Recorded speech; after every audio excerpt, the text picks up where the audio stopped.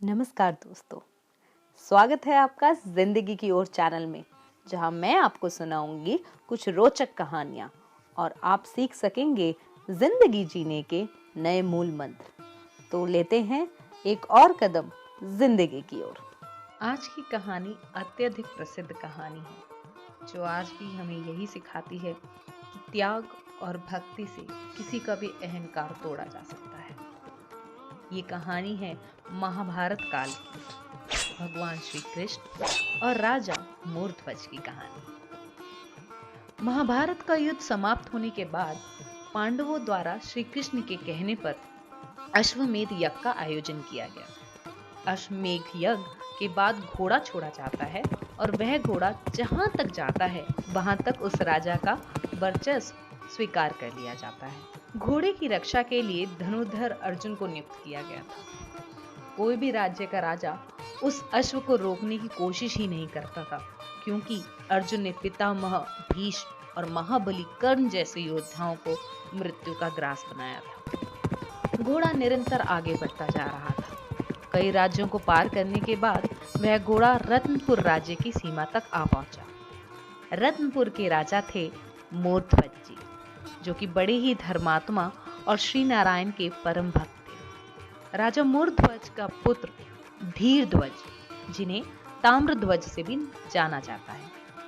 धीरध्वज ने अल्प आयु में ही युद्ध कला में सर्व शिक्षा प्राप्त कर ली थी। वीर धीरध्वज ने अश्वमेध का वह घोड़ा रोक लिया और घोड़े के रक्षक अर्जुन की प्रतीक्षा करने लगे। सेना सहित धनुर्धर अर्जुन वहां पहुंचे और उस वीर बालक से कहा, हे बालक, तुमने जिस घोड़े को रोका है वह चक्रवर्ती सम्राट युधिष्ठिर के अश्वमेध यज्ञ का घोड़ा है, जिसकी सुरक्षा में मैं स्वयं खड़ा हूं। इस घोड़े को पकड़ने का साहस किसी भी राज्य के राजा ने नहीं किया। जिससे राज्य में इस घोड़े ने अपने पैर रखे हैं, उस राज्य के राजा ने युधिष्ठिर की दास्तां स्वीकार कर ली है। मैं तुम्हारी भूल समझकर तुम्हें क्षमा करता हूं, इसलिए तुम ये घोड़ा छोड़ दो। इस बात पर ताम्रध्वज ने अपनी वीरता का परिचय देते हुए कहा, हे अर्जुन, सिर्फ आप ही कहोगे या मेरी भी सुनोगे? मैं रत्नपुर का भावी सम्राट ताम्रध्वज हूँ। मेरे पिता मयूरध्वज और माता विद्याधरनी हैं। मैं क्षत्रिय पुत्र हूँ और क्षत्रिय कभी किसी का दास नहीं होता। इस पर अर्जुन ने कहा, नादान बालक, तुम जानते नहीं हो तुम क्या कर रहे हो। तुम्हारा ये बालहट युद्ध करवा सकता है और युद्ध का परिणाम तुम नहीं जानते। इसलिए तुम यह घोड़ा छोड़ दो और अपने पिता को सूचित करो ताकि वह तुम्हें समझा सकें। ताम्रध्वज ने अपनी वाक्पटुता से अर्जुन पर पलटवार किया और कहा, हे कुंती नंदन अर्जुन, क्षत्रिय पुत्र बाल्यकाल अवश्य अपने पिता की गोद में व्यतीत करता है, परंतु जवानी में क्षत्रिय पुत्र का क्षत्रित्व परिपक्व हो जाता है। यदि तुम्हें घोड़ा चाहिए तो तुम्हें मुझे अपने बाहुबल से प्राप्त करना पड़ेगा। अर्जुन ने ताम्रध्वज से कहा कि हे मूर्ख, तुझसे युद्ध करके मैं अपयश का भागी नहीं बनना चाहता हूं, इसलिए मैं अपने बाण से तुझे तेरी माता की गोद में सुकुशल पहुंचा देता हूं। और अर्जुन ने बाण चलाया, परंतु ताम्रध्वज कोई कायर बालक नहीं था, वह भी शस्त्र कलाओं में प्रवीण था। ताम्रध्वज ने न सिर्फ अर्जुन द्वारा चलाए गए बाण का उत्तर दिया, बल्कि ताम्रध्वज के तीर ने अर्जुन के सारथी को गिरा दिया। बालक की वीरता को देख अर्जुन चकित रह गए। अब तक जिसे वह एक साधारण बालक समझ रहे थे, वह एक श्रेष्ठ धनुर्धर था और ताम्रध्वज को गंभीरता से लेते हुए दोनों के बीच भयंकर युद्ध चालू हो गया।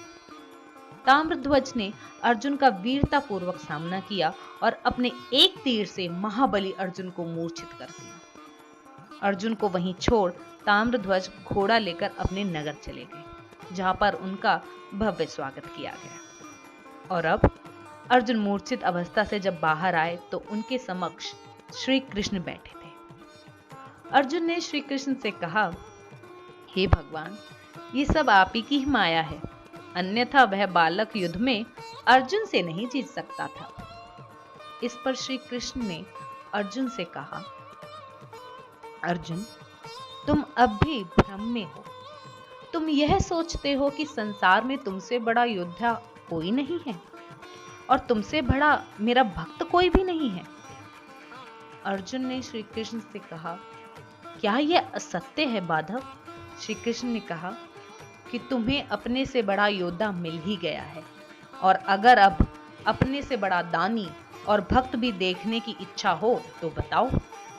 अर्जुन ने श्री कृष्ण से कहा, मैं अवश्य ही उस भक्त के दर्शन करना चाहूंगा जो मुझसे भी बड़ा आपका भक्त है। तब भगवान श्री कृष्ण और अर्जुन ब्राह्मण का वेश धारण कर तथा यमराज एक सिंह के भेष में रतनपुर राज्य की ओर प्रस्थान करते, जहां राजा मयूर ध्वज का राज दरबार लगा था। जैसे ही राजा मयूर ध्वज को इस बात की खबर लगी कि साधु उनके राज दरबार में आए हैं, तुरंत उन्होंने अपना सिंहासन छोड़ साधुओं को प्रणाम कर आशीर्वाद दिया। ब्राह्मण रूपी श्री कृष्ण ने राजा मयूर ध्वज से कहा कि हमने तुम्हारे दान की बहुत प्रशंसा सुनी है। चारों ओर तुम्हारे यश की कीर्ति है कि कोई भी याचक तुम्हारे दरबार से खाली हाथ नहीं जाता है। राजा मयूर ध्वज ने ब्राह्मण रूपी श्री कृष्ण से कहा, भगवान नारायण की मुझ पर कृपा है कि आज तक मेरे दरबार से कोई खाली हाथ नहीं लौटा है। श्री कृष्ण ने कहा, हम आपसे ऐसी कोई वस्तु नहीं मांगेंगे जो आपके अधिकार क्षेत्र से बाहर हो। श्री कृष्ण ने राजा मयूर ध्वज से कहा कि हम 3 प्राणी बहुत समय से यात्रा कर रहे हैं। हम दोनों तो कंदमूल खाकर अपनी भूख शांत कर लेते हैं, परंतु हमारे साथ ये सिंहराज भी हैं जो सिर्फ मांसाहार करते हैं, और ये सिर्फ मनुष्य का मांस ही खाते हैं। मयूर ध्वज ने श्री कृष्ण से कहा कि मैं सिंहराज के समक्ष प्रस्तुत हूं। यदि वह मेरा भक्षण करेंगे तो मैं खुद को धन्य समझूंगा। श्री कृष्ण ने कहा कि पृथ्वी पर स्वयं को दान करने वालों की कमी नहीं है। यदि तेरे जैसा भोजन करना होता तो हम कब के कर लिए होते। महाराज मयूर ध्वज ने श्री कृष्ण से कहा, अब आप ही बताइए, मैं कैसे सिंहराज के भोजन की व्यवस्था कर सकता हूँ। ब्राह्मण बने श्री कृष्ण ने राजा मयूर ध्वज से कहा, हमारे सिंह के भोजन के लिए आपको अपनी रानी सहित आरा लेकर अपने पुत्र ताम्रध्वज को चीरना होगा, जिससे सिंहराज भोजन कर सके। श्री कृष्ण की आवाज सुनकर सारा दरबार आश्चर्यचकित।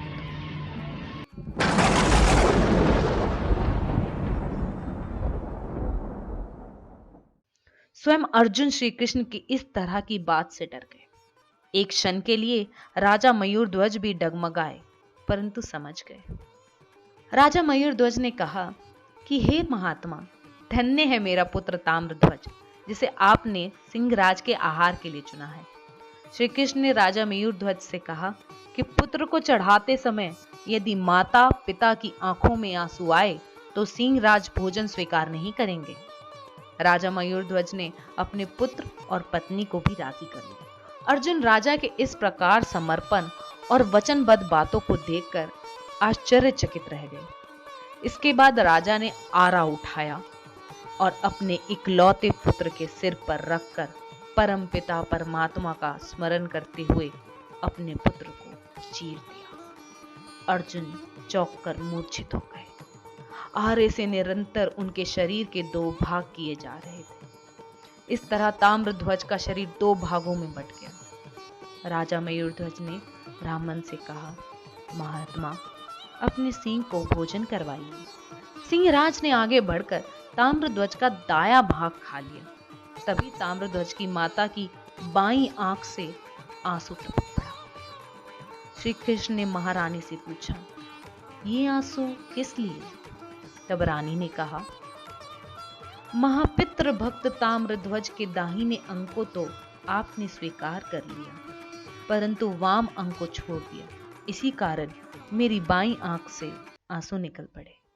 इस दृश्य को देख अर्जुन का घमंड चूर चूर हो गया।